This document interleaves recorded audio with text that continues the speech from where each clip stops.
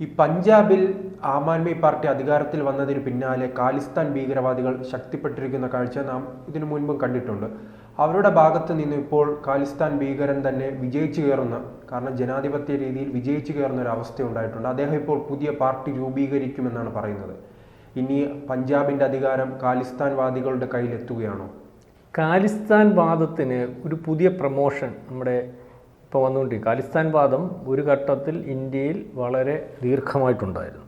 ഒരുപക്ഷെ ആ ഖാലിസ്ഥാൻ വാദത്തിന് കാരണമെന്ന് പറയുന്നത് ഇന്ദിരാഗാന്ധിയുടെ കാലത്താണ്. കാരണം അവിടെ അന്ന് എനിക്കൊന്ന് ശിരോമണി അകാലിദൾ എന്ന് പറയുന്ന പാർട്ടി പഞ്ചാബ് അവരുടെ നിയന്ത്രണത്തിലായിരുന്നു. ബാക്കി സംസ്ഥാനങ്ങൾ മൊത്തവും കോൺഗ്രസിൻ്റെ ഭാഗമായി നിന്നപ്പോൾ ആ സംസ്ഥാനം മാത്രം കോൺഗ്രസിൻ്റെ ഭാഗമല്ലാതെ നിൽക്കുകയും ആ പാർട്ടിയെ പൊളിക്കുന്നതിന് വേണ്ടി അന്ന് ഇവരുടെ സപ്പോർട്ടോട്, ഇന്ദിരാഗാന്ധിയുടെ സപ്പോർട്ടോടുകൂടി ബിദ്രൻ ബാല എന്ന് പറയുന്ന ഒരു പാർട്ടി ഉണ്ടാക്കി.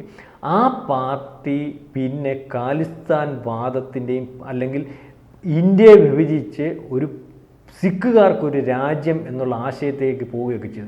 അപ്പം ആദ്യഘട്ടത്തിൽ ഈ പറയുന്ന പാർട്ടി ഉണ്ടാക്കി കോൺഗ്രസിൻ്റെ ഭാഗമായിട്ട് നിൽക്കുകയും അദ്ദേഹം ഉരുത്തിരിച്ചെടുത്ത മുദ്രാവാക്യം അതൊരു വർഗീയ ധ്രുവീകരണത്തിലൂടെ അദ്ദേഹത്തിൻ്റെ നേതൃത്വം അതിനകത്ത് കൂടുതൽ ബാഹുല്യം, ജനത്തിൻ്റെ സപ്പോർട്ടൊക്കെ നേടിയെടുത്തപ്പോൾ ഇത് എനിക്കെന്തുകൊണ്ടൊരു രാജ്യം ഉണ്ടാക്കിക്കൂടാ, അതിനൊരു വർഗീയത ഉപയോഗിച്ചുകൂടാന്ന് വരികയും ആ വർഗീയതയിൽ കൂടി ആ പാർട്ടി അവിടെ വളരുകയും ഇന്ത്യക്ക് ഒരു ത്രെട്ട് ഉണ്ടാക്കുന്ന രീതിയിൽ ആവുകയും ചെയ്തു.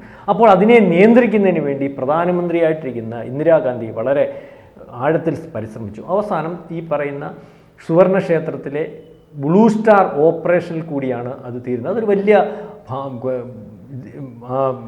പ്രശ്നത്തിലേക്ക് മാറുകയും അതിനകത്ത് അന്ന് സിഖുകാരുടെ ഏറ്റവും പ്രധാനപ്പെട്ട അല്ലെങ്കിൽ പവിത്രമായിട്ട് കാണുന്ന അവിടെ കയറിയത് ശരിയല്ലെന്നും അത് ശരിയാണെന്നുമുള്ള ആരോപണം വരികയും ഏതായാലും അതിനുശേഷം ഇന്ദിരാഗാന്ധിയുടെ വാദം ഇതുമായിട്ട് ബന്ധപ്പെട്ടാണ് അല്ലെങ്കിൽ ഈ ഒരു വിഷയമായിട്ട് അതിനുശേഷം ഖാലിസ്ഥാൻ വാദം കൂടുതൽ പ്രമോഷൻ കിട്ടത്തക്ക രീതിയിലേക്ക് അന്ന് ഇന്ദിരാഗാന്ധിയുടെ വധത്തിന് ശേഷമുള്ള സിഖ് ജനതയുടെ കൂട്ടക്കൊല അന്നും ഇവിടുന്ന് വളരെ കൂടുതൽ ആൾക്കാർ പലായനം ചെയ്ത് ഈ ഖാലിസ്ഥാൻ വാദം ഇന്ത്യയിൽ ഒരു പരിധി വരെ നിയന്ത്രിച്ച് അതിന് വലിയ സാധ്യതയില്ലാതെ ആയിരിക്കുന്ന സമയത്താണ് കർഷക സമരം വരുന്നത്. കർഷക സമരം വരുന്ന സമയത്ത് ഈ ഖാലിസ്ഥാൻ വാദികൾ വളരെ കൂടുതലായിട്ട് അന്നേ അഭയം പ്രാപിച്ചിരുന്ന ആ വാദം ഇപ്പോഴും ശരിയാണെന്നും അത് ശരിയാണെന്ന് പറയുന്നവർക്ക് വേണ്ട സപ്പോർട്ട് കൊടുത്ത അമേരിക്കയും കാനഡയും അവരെ ഇങ്ങനെ പ്രൊമോട്ട് ചെയ്തിരിക്കുന്ന അവരെ അന്ന് ഖാലിസ്ഥാൻ വാദം വീണ്ടും ഇവിടെ ഉരുത്തിരിക്കുന്നതിന് കർഷക സമരം ഉപയോഗിച്ചു. അതുകൊണ്ടാണ് കർഷക സമരം ഖാലിസ്ഥാൻ വാദത്തിൻ്റെ പ്രമോഷൻ വളരെ ദീർഘമായിട്ട് ഇന്ത്യയിൽ നടക്കുന്നു എന്ന് കണ്ട് കർഷക സമരത്തിൻ്റെ ആ സമരത്തിൽ നിന്ന് കേന്ദ്ര ഗവൺമെൻറ് പിന്മാറുന്ന അവസ്ഥ. കാരണം കർഷക സമരത്തിൻ്റെ മറവിൽ ഖാലിസ്ഥാൻ വാദം കൂടുതലായിട്ട് പ്രമോഷൻ വരുന്നു. നമ്മുടെ റെഡ് ഫോർട്ടിലെ പതാക പറിക്കുന്നു, അല്ലെങ്കിൽ പല രീതിയിലുള്ള ആക്രമണങ്ങൾ കലാപത്തിലേക്ക് കൊണ്ടുവന്നു. ഇപ്പം നമ്മൾ അന്ന് ഉരുത്തിരിഞ്ഞ അതുവരെ കാണാത്ത ഒരു നേതാവുണ്ട്. ഏത് കലാപവും വെടിയിൽ നിന്ന് ഉരുത്തിരിക്കുമ്പോൾ നമ്മളിപ്പോൾ ബംഗ്ലാദേശിൽ കണ്ടില്ലേ ഒരു വിദ്യാർത്ഥി നേതാവിനെ പെട്ടെന്ന് ഒരു കലാപത്തിൻ്റെ നേതാവായിട്ട് വരിക. അയാളിപ്പം അവിടുത്തെ ഈ യുനെസിൻ്റെ സെക്രട്ടറിയായിട്ട് ഇതുപോലെ ഈ കലാപം ആരെങ്കിലും ഉരുത്തിരിക്കുന്നുണ്ടെങ്കിൽ പെട്ടെന്നൊരു നേതാവിനെ കൊണ്ടുവരും. ആ നേതാവിന് ചില പ്രത്യേകതകളുണ്ടാകും. ഒരു അജണ്ട വച്ച തീരുമാനം പോലെ ഇത് അമൃത്പാൽ സിംഗ് എന്ന് പറയുന്ന ഒരു നേതാവോട് വരുന്നു. അമൃത്പാൽ സിംഗിൻ്റെ പ്രത്യേകത എന്ന് പറഞ്ഞാൽ അയാളുടെ വേഷം, അയാളുടെ ഭാഷ, അയാളുടെ സംസാരം ഒക്കെ ഈ ബിദ്രൻ ബാലയുടെ സംസാരവും അല്ലെങ്കിൽ ബിദ്രൻ ബാല നേരത്തെ അയാളുടെ രാഷ്ട്രീയ പ്രമോഷന് വേണ്ടി ഉപയോഗിച്ചിരുന്ന ഈ പറയുന്ന സിഖുകാരുടെ ഗുരുദ്വാരകൾ ഉപയോഗിക്കുന്നു. അതേ ശൈലിയിൽ പ്രഭാഷണങ്ങൾ നടത്തുന്നു, അതേ ശൈലിയിൽ വസ്ത്രം ധരിക്കുന്നു, അതേ ശൈലിയിൽ തലപ്പാവ് ധരിക്കുന്നു.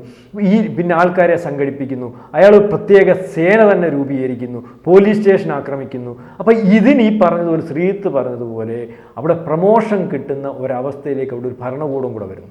ഈ ഭരണകൂടത്തിന് അതിനെ അല്ലെങ്കിൽ ഉരുത്തിരിക്കുന്നതിന് ഫണ്ട് കൊടുത്തത് ഏറ്റവും കൂടുതൽ ഖാലിസ്ഥാൻ വാദത്തിൻ്റെ ഫണ്ടായിരുന്നു. അതുകൊണ്ടാണ് പന്വൻ പറഞ്ഞത് ഞങ്ങൾ ആം ആദ്മി പാർട്ടിക്ക് കെജ്രിവാളിന് 350 കോടി രൂപ കൊടുത്തിട്ടുണ്ട്. അപ്പോൾ അതിനുശേഷം അവിടെ ഖാലിസ്ഥാൻ വാദം നടത്തുന്നതിനും അവരുടെ നിയന്ത്രണത്തിലുള്ള ഒരു ഭരണവും അവർ ആഗ്രഹിക്കുന്ന രീതിയിലുള്ള ഒരു ഭരണവുമാണ് മാൻ്റെ നേതൃത്വത്തിൽ നടക്കുന്നത്. ഇപ്പം ഈ പറഞ്ഞതുപോലെ ഈ പറയുന്ന ജയിലിൽ കിടന്ന് 2024 ഈ അമൃത്പാൽ സിംഗ് എന്ന് പറയുന്ന ആൾ 10 കൊല്ലം ദുബായിലായിരുന്നു. അയാളുടെ വിദ്യാഭ്യാസ യോഗ്യത നിങ്ങൾ മനസ്സിലാക്കണം. പ്രീ ഡിഗ്രിക്ക് തുല്യമായ വിദ്യാഭ്യാസ യോഗ്യതകൾ. അവിടെ ഒരു ഫിറ്ററായിട്ട് നിന്നാണ് ഒരു സുപ്രഭാതത്തിൽ ഭിദ്രൻ ബാലയായിട്ട് ഞാൻ അദ്ദേഹത്തിൻ്റെ പുനർജന്മമാണെന്ന് വരെ പറഞ്ഞ് പ്രസംഗിച്ച് ആൾക്കാരെ സംഘടിപ്പിച്ച് യുവാക്കളെയും ഇതിനനുഭവമുള്ളവരെയും വൈകാരികമായിട്ട് സംഘടിപ്പിക്കുന്നതിനും അങ്ങനെ സംഘടിപ്പിക്കുന്നതിന് പാകിസ്ഥാൻ ഉൾപ്പെടെയുള്ള സപ്പോർട്ട്, ഖാലിസ്ഥാൻവാദികളുടെ സപ്പോർട്ട്, ഈ പറയുന്ന തീവ്രവാദികൾ ഭീകരവാദികളുമായിട്ട് ഇന്ത്യയെ നശിപ്പിക്കാൻ നിൽക്കുന്ന ഭീകരവാദികളുമായിട്ടുള്ള സപ്പോർട്ടൊക്കെ മുന്നിൽ കണ്ടാണ് ഇയാളെ രാജ്യദ്രോഹ കുറ്റം ചുമത്തി ജയിലിലിട്ടത്. ഇദ്ദേഹം ആസാമിലാണ്, പഞ്ചാബിൽ പോലും. ആസാമിൽ വളരെ ദീർഘമായിട്ട് ഇയാളെ നിരീക്ഷിക്കേണ്ടതുകൊണ്ടും ജയിലിൽ പോലും സ്വാധീനം ചെലുത്താൻ സാധിക്കുമോ എന്ന് കണ്ടുകൊണ്ടാണ് വളരെ കൃത്യമായിട്ട് ആസാമിൽ തന്നെ കൊണ്ടിട്ടിരിക്കുന്നത്. കാരണം ആസാം ഭരണാധികാരികളുടെ കഴിവും പ്രാപ്തിയൊക്കെയാണ്. അപ്പോൾ ഇപ്പം ഇയാൾ വന്നത് 2022 ഇവിടെ അവതരിക്കുന്നത്. ഇയാൾ 93 ജനുവരി 17 ഇയാളെ അത്രയ്ക്കുള്ള പ്രായമുള്ളൂ, കുറഞ്ഞ പ്രായമാണ്, അതുകൊണ്ടാണ് ഡേറ്റ് ഓഫ് ബർത്ത് പറഞ്ഞത്. അപ്പം ഇയാൾ ഇവിടെ വന്നിട്ട് ഇപ്പം ഇയാളൊരു പാർട്ടി വാരിസ് ദേ പഞ്ചാബ്, അയാൾ നേരത്തെ വെളിയിൽ നിൽക്കുമ്പോഴും വർത്തമാനം പറഞ്ഞത് വാരിസ് ദേ പഞ്ചാബിൻ്റെ പാർട്ടി രൂപീകരിക്കുന്നതിന് വേണ്ടി ശ്രമിക്കുന്നു. 2024 അദ്ദേഹത്തെ അന്ന് വളരെ അതിന് മുമ്പ് അയാളെ പിടിക്കുന്നതിന് വളരെ പ്രയാസപ്പെട്ടു. വളരെ കാലം ഒളിവിൽ പോയി വിദേശത്ത് പോകാൻ, അല്ലെങ്കിൽ കാനഡയിലും അമേരിക്കയിലും പോകാൻ ശ്രമിച്ചു. പക്ഷേ ഇന്ത്യ വളരെ കൃത്യമായിട്ട് ഇടപെട്ട് ഇയാളെ പിടിച്ചു ജയിലിലാക്കി. അപ്പോൾ അവിടെ രാജ്യദ്രോഹ കുറ്റത്തിന് അകത്ത് കിടക്കുന്ന ആൾ വെളിയിൽ വരാത്തതുകൊണ്ട് അവിടെ നിന്ന് നോമിനേഷൻ കൊടുക്കുകയും നല്ല ഭൂരിപക്ഷത്തിൽ ജയിക്കുകയും ചെയ്തു. അപ്പോൾ അവിടെ ഇദ്ദേഹത്തിനോട് സ്വാധീനം വളരെ കൂടുതലായിട്ട് വർദ്ധിക്കുന്നു എന്ന് മനസ്സിലാവുന്നു. അത് വോട്ടിങ്ങിലൂടെ വന്നതുകൊണ്ട് അതിൻ്റെ പുറകിൽ ആരൊക്കെയെന്ന് മനസ്സിലാവുന്നില്ല. ഇപ്പം ഇയാൾ ഈ പാർട്ടി രൂപീകരിക്കുന്ന ഒരവസ്ഥ വന്നപ്പോൾ അവിടെ വളരെ കൂടുതലായിട്ട് റാലികൾ നടത്തി, അല്ലെങ്കിൽ ആ റാലികൾക്ക് കുറേ ആൾക്കാർ നിയന്ത്രണം കൊടുക്കുമല്ലോ. അപ്പം നിയന്ത്രണം കൊടുക്കുന്ന ആൾക്കാരെ മനസ്സിലാക്കാൻ കേന്ദ്ര ഗവൺമെൻറ് സാധിച്ചു. അത് കഴിഞ്ഞ ദിവസം ആ പാർട്ടിയുടെ ലോഞ്ചിങ്ങിന് ഇയാളുടെ അച്ഛനുണ്ടായിരുന്നു. ഒരു പക്ഷേ അന്ന് ഇതിനകത്ത് പങ്കെടുത്തതിനകത്ത് സരത് സിംഗ് എന്ന് പറഞ്ഞ ഒരു MP ഉണ്ട്. ഈ MP എന്ന് പറയുമ്പോൾ ഇന്ദിരാഗാന്ധിയുടെ ഘാതകരിൽ ഒരാളായ ആളുടെ മകനാണ്. അപ്പം ഇതിനകത്ത് പങ്കെടുത്ത ആൾക്കാർ തീവ്ര സ്വഭാവമുള്ളവർ. ഇവരെ നോട്ട് ചെയ്യുന്നതിന് NIAക്ക് സാധിക്കുന്നുണ്ട്. NIA വളരെ ദീർഘമായിട്ട് പഞ്ചാബിൽ ഇടപെടുന്നു. അതുപോലെ റോയുടെ സമീപനം പഞ്ചാബിൽ വരുന്നു. അപ്പോൾ NIA എന്നിവർ വളരെ ദീർഘമായിട്ട് ഖാലിസ്ഥാൻ വാദത്തിൻ്റെ പ്രമോഷന് വേണ്ടി ശ്രമിക്കുന്ന ഈ പറയുന്ന MP-യുടെ നേതൃത്വത്തിലുള്ള പാർട്ടിയിൽ ആരൊക്കെയുണ്ട്, എന്തൊക്കെയാണ് നടത്തുന്നത് എന്നതിനെപ്പറ്റി വളരെ വ്യക്തമായിട്ട് മനസ്സിലാക്കുന്നതിന് വേണ്ടി ഇവരെയെല്ലാം വളരെ കൃത്യമായിട്ട് അടുത്ത ദിവസങ്ങളിൽ തന്നെ വളരെ ഒരു ഓപ്പറേഷൻ നടത്തി പിടികൂടുന്നതിനുമുള്ള ഒരു സാധ്യതയാണ് ഇപ്പോൾ ദേശീയ മാധ്യമങ്ങളും ഇന്ത്യയിലെ മാധ്യമങ്ങളും ഒക്കെ ചർച്ച ചെയ്തുകൊണ്ടിരിക്കുന്നത്. കാരണം ഇവരുടെ ഉദ്ദേശം ഇതിന് വളരെ കൂടുതലായിട്ട് ഫണ്ട് വരുന്നുണ്ട്. നമ്മൾ ഈ കഴിഞ്ഞ കാരണം അമേരിക്കയിലും അല്ലെങ്കിൽ ഈ പറയുന്ന കാനഡയിലുമൊക്കെ കഴിഞ്ഞ ബൈഡൻ ഇരിക്കുന്ന സമയത്ത് ഇവരെ പ്രൊമോട്ട് ചെയ്യും, കർഷക സമരത്തിന് വേണ്ട പ്രൊമോഷൻ കൊടുക്കുകയും. നമ്മൾ ബൈഡൻ എന്ന് പറയുമ്പം ഡീപ് സ്റ്റേറ്റിൻ്റെ നമ്മളുടെ എക്കണോമിക്കൽ ഗ്രോത്തും അല്ലെങ്കിൽ ആഭ്യന്തര കലഹത്തിനും ഏറ്റവും കൂടുതലായിട്ട് ഉപയോഗിക്കാൻ പറ്റിയതും ഏറ്റവും കൂടുതലായിട്ട് ഉപയോഗിച്ചതും കർഷക സമരമാണ്. ബാക്കിയുള്ള സമരങ്ങൾ അതിനെക്കാട്ടി വലിപ്പത്തിൽ ഇവിടെ കലാപം ഉണ്ടാകുമെന്ന് വിചാരിച്ചിരുന്ന സമരം, CA സമരം പോലും നമ്മൾ വളരെ കൃത്യമായിട്ട് അടിച്ചൊതുക്കി.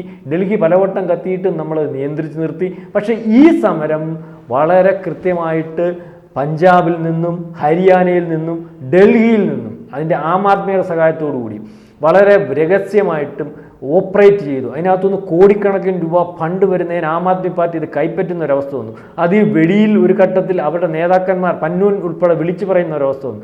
അവർക്ക് പ്രാപ്തമായിട്ടുള്ള എല്ലാ കാര്യങ്ങളും ഒരുക്കുന്നതിനും ആ കലാപം ഒരു ഘട്ടത്തിൽ ഒരു പരിധിവരെ വിജയിക്കുന്ന ഒരവസ്ഥ. അതാണ് ട്രാക്ടർ മാർച്ചിനകത്ത് ഇന്ത്യയുടെ അല്ലെങ്കിൽ നമ്മുടെ റെഡ് ഫോർട്ടിലുള്ള ഇന്ത്യൻ ദേശീയ പതാക മാറ്റിക്കെട്ടുന്നതിന് വരെ ആ സമയത്ത് നമ്മളെല്ലാം ചോദിച്ചല്ലോ, ഇന്ത്യയുടെ പട്ടാളം എന്തിനു നിൽക്കുന്നു, ഇവന്മാരെ കൈകാര്യം ചെയ്യാനുള്ള ഒരു പട്ടാള സംവിധാനവും അല്ലെങ്കിൽ അത്തരത്തിലുള്ളൊരു സ്ട്രെങ്തും നമുക്കില്ലയോ, അല്ലെങ്കിൽ നരേന്ദ്രമോദിക്ക് ഇതിന് കഴിവില്ലയോ, കേന്ദ്ര ഗവൺമെൻറ്റിന് കഴിവില്ലയോ, ആഭ്യന്തരമന്ത്രി എന്ത് നോക്കിയിരിക്കുന്നു എന്നൊക്കെ സംബന്ധിച്ചപ്പോൾ ഇതിൻ്റെ പുറകിലുള്ള ഗൂഢാലോചന വളരെ കൃത്യമായിട്ട് നമ്മുടെ രഹസ്യാന്വേഷണ വിഭാഗത്തിന് കിട്ടിയതുകൊണ്ട് ആ കലാപം ഉരുത്തിരിക്കാതിരിക്കാനുള്ള എല്ലാ സാധ്യതകളോടും വളരെ ക്ഷമയോടും കൂടിയാണ് നിന്നത്. മനസ്സിലാവുന്നുണ്ട്. അവിടെ വെടിവെപ്പുണ്ടാവണം, വളരെ കൂടുതൽ ആൾക്കാർ മരിക്കണം, കർഷകർ മരിക്കണം, ആ രീതിയിൽ ആ ഒരു കലാപം ഇന്ത്യയിലുടനീളം പടർത്തണം. അതിനുവേണ്ടി സാധിക്കാത്തൊരവസ്ഥ വന്നു. ഏതൊരു ഘട്ടത്തിലും ഇതിന് ശേഷവും അവിടെ ഡൽഹിയിൽ ഇവർ തമ്പടിക്കുന്നത് കർഷകരല്ലെന്ന് മനസ്സിലാകുന്നു. അതിൻ്റെ പുറകിലെ ഫണ്ട് ഖാലിസ്ഥാൻ ഫണ്ടാണെന്ന് മനസ്സിലാകുന്നു. ഇതിന് വളരെ കൃത്യമായിട്ട് ഇന്ത്യക്കകത്ത് നിൽക്കുന്നവരുടെ സപ്പോർട്ടുണ്ടെന്ന് മനസ്സിലാകുന്നു. ഇതേത് ഘട്ടത്തിലും ഉരുത്തിരിക്കുന്നതിനും ഖാലിസ്ഥാൻ വാദം പ്രൊമോട്ട് ചെയ്യുന്നതിനും ഇത് ഉപയോഗിക്കുന്നത് കണ്ടുകൊണ്ടാണ് ആ സമരം അന്ന് നമ്മൾ ഒതുക്കി. അതിനുശേഷം പല ഘട്ടങ്ങളിൽ സമരം വീണ്ടും കർഷക സമരം ഉരുത്തിരിച്ചുകൊണ്ട് ഈ അടുത്ത ഘട്ടത്തിൽ വന്നു. അപ്പോഴെല്ലാം ഗവൺമെൻറ് ഈ സമയം കൊണ്ട് ഗവൺമെൻറ് ചെയ്ത ഒരു കാര്യം എന്ന് പറഞ്ഞാൽ ഇതിനകത്ത് പങ്കെടുത്തവരുടെ ഡീറ്റെയിൽസ്, വിദേശത്തു നിന്ന് വന്നവരുടെ ഡീറ്റെയിൽസ്, വന്ന ഫണ്ടിൻ്റെ ഡീറ്റെയിൽസ് ഇതെല്ലാം എടുത്തിട്ട് അടുത്ത സമരം വീണ്ടും അതേ രീതിയിൽ പ്രൊമോട്ട് ചെയ്യാഞ്ഞതിൻ്റെ കാര്യം ഈ ഫണ്ടുകൾ വന്ന ആൾക്കാരെ കണ്ടുപിടിച്ചു.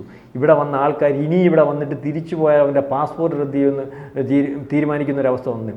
അവിടെ നിന്ന് ഖാലിസ്ഥാൻ വാദം വളർത്തുന്നവന് ഇനി ഇവിടെ വരണമെങ്കിൽ ഞാൻ ഖാലിസ്ഥാൻ വാദി അല്ല എന്ന് കൃത്യമായ സത്യവാങ്മൂലം കൊടുക്കണമെന്നുള്ള തീരുമാനം ഗവൺമെൻറ് എടുക്കുന്ന ഒരവസ്ഥ വന്നു. അപ്പോൾ എല്ലാ രീതിയിലും പൂട്ടുന്ന ഒരവസ്ഥ വന്നപ്പോൾ ഈ പറഞ്ഞ ഈ പിതൻ അല്ലെങ്കിൽ ഈ പറയുന്ന ഈ MP ഉണ്ടല്ലോ നമ്മുടെ അമൃതപാൽ സിംഗ് അവിടെ നിന്ന് ജയിക്കുകയും അമൃതപാൽ സിംഗിന് കോടാനുകോടി രൂപയുടെ ഫണ്ട് വരുന്ന ഒരവസ്ഥയുണ്ട്. അപ്പോൾ അയാളെ ഉപയോഗിച്ച് ഒരു പാർട്ടി അവിടെ ഉണ്ടാക്കിയിട്ട് വീണ്ടും ഇത് വളർത്തുന്നതിന് വേണ്ടി ഒരു ശ്രമമാണ്. അതിനുവേണ്ടി പാർട്ടി എന്ന വ്യാജേനയാകുമ്പോൾ വലിയ പക്ഷേ പാർട്ടി എന്ന വ്യാജേന ഇതിൻ്റെ പുറകിൽ നിൽക്കുന്ന ആളെ വളരെ കൃത്യമായിട്ട് മനസ്സിലാക്കുന്നതിന് വേണ്ടി ഗവൺമെൻറ് സംവിധാനങ്ങൾക്ക് കഴിഞ്ഞിട്ടുണ്ട്. രഹസ്യാന്വേഷണ വിഭാഗത്തിനും റോയ്ക്കും അല്ലെങ്കിൽ NIA-ക്കും കഴിഞ്ഞിട്ട് NIA ഒരുപക്ഷെ ഇവരെ വ്യക്തത വന്നതുകൊണ്ട് തൂത്തുവാരാനുള്ള അവസ്ഥയുണ്ട്. ഈ പറയുന്ന MP ഒരു പക്ഷേ ഈ നമ്മുടെ അജ്ഞാതൻ്റെ ഇടപെടൽ പലയിടത്തും ഉണ്ടായതുപോലെ ആസാമിലുള്ള ജയിലിലാണ് കിടക്കുന്നത്. വേണ്ടി വന്നാൽ രാജ്യദ്രോഹ കുറ്റത്തിന് അകത്തിട്ടിരിക്കുന്ന ഈ MP വീണ്ടും അവിടെ കിടന്നുകൊണ്ട് രാജ്യദ്രോഹത്തിന് തയ്യാറാവുന്നവരെ കോപ്പ് കൂട്ടുന്ന ഒരവസ്ഥ വന്നാൽ, വിദേശ ശക്തികളുടെ ഇടപെടലിനനുസരിച്ച് പ്രവർത്തിക്കുന്ന ഒരവസ്ഥ വന്നാൽ അവിടെ കിടന്ന് ഒരുപക്ഷെ ആഹാരത്തിനകത്ത് അല്പം ഏതെങ്കിലും രീതിയിൽ വിഷവും വല്ലതും കലർന്നാലൊക്കെ ആൾക്കാർ മരിച്ചു പോകുന്ന അവസ്ഥയുണ്ടല്ലോ. അത് MP ആയാലും അമൃതപാൽ സിംഗ് ആയാലും ആരായാലും പല പേരുകൾ അറിയപ്പെടുന്നല്ലേ ഉള്ളൂ. അപ്പം ആ ഒരവസ്ഥയിലേക്കൊക്കെ കാര്യങ്ങൾ നീങ്ങുമോ എന്ന് നാളെ കാലത്തെ നമുക്ക് ഉറ്റുനോക്കേണ്ടിയിരിക്കുന്നു. കാരണം ഇന്ത്യക്കകത്ത് ഇന്ത്യ വിഭജനത്തിന് നിൽക്കുന്ന ഒരവസ്ഥ വന്നാൽ, ഇന്ത്യക്ക് കുഴപ്പം വരുന്ന ഒരവസ്ഥ വന്നാൽ അവരെ നമ്മൾ ഇല്ലായ്മ ചെയ്യുന്നത്. അന്ന് റെഡ് ഫോർട്ടിൽ കൊടി ഉയർത്തി അവൻ ഒരു 2 മാസത്തിനകം ഏതോ അജ്ഞാതൻ്റെ കാറിടിച്ച് മരിച്ചുപോയി. ആ കാറടിച്ച അല്ലെങ്കിൽ ഏത് കാറായിടിച്ച് ആളിനെ പോലും ഇതുവരെ പിടികിട്ടിയിട്ടില്ല. പല ഇതിനോട് അല്ലെങ്കിൽ സഹായം അഭ്യർത്ഥിക്കുന്നവരും പിന്തുണ കൊടുത്തവരും ഒക്കെ പലയിടത്തും കിടന്ന് മരണപ്പോകുന്ന ഒരവസ്ഥയുണ്ട്. അതുകൊണ്ടാണ് കാനഡയിൽ നിന്ന് നിജാർ മതമൊക്കെ ഇവിടുത്തെ അജ്ഞാതനാണെന്ന് പറയുന്ന ഒരവസ്ഥ വന്നും പന്നു എന്നെ കൊല്ലുമെന്ന് വിളിച്ചു കൂവിയതുമൊക്കെ. ഏതായാലും കേന്ദ്ര ഗവൺമെൻറ് ഇടപെടൽ കൃത്യമായിട്ടുണ്ട്. Raw ഇടപെടുന്നുണ്ട്, NIA ഇടപെടുന്നുണ്ട്.